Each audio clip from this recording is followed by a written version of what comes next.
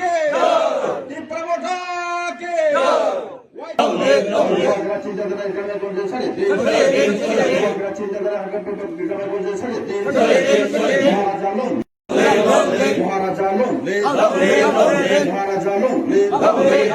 ধন্যবাদ মিডিয়া বন্ধুদেরকে।